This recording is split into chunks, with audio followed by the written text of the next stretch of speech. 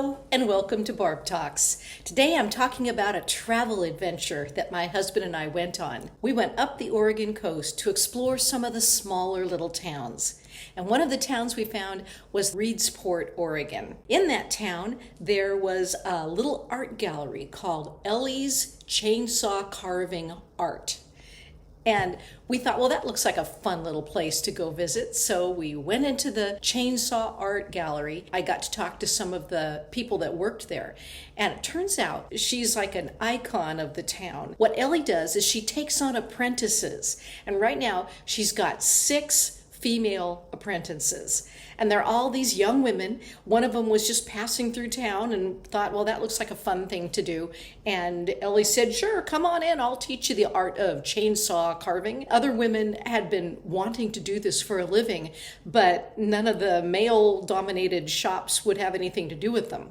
So Ellie has these 6 apprentices that are in there learning the chainsaw wood carving and the fine little chiseling of parts and the dyeing and coloring and staining of the art. And then they have art for sale there as well. I took a little trip to the ladies' room while my husband Chris was talking with Ellie. And when I came out, they weren't standing there anymore, but I could hear music playing. So I followed the music and turned on my camera, and this is what I found.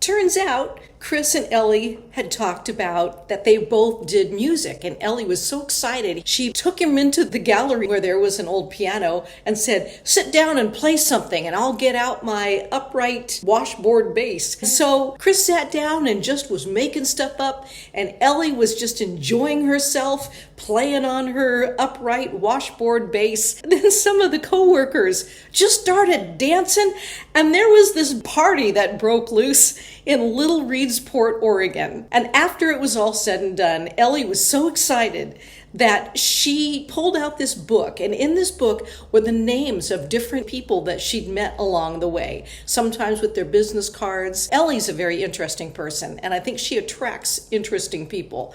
So she wanted to know if Chris had a business card, and he did, so he gave her his business card, and she taped it in the book and wrote little notes next to it. And then she turns to Chris and says, well, I want to give you something. And he's like, okay. She brings out this book.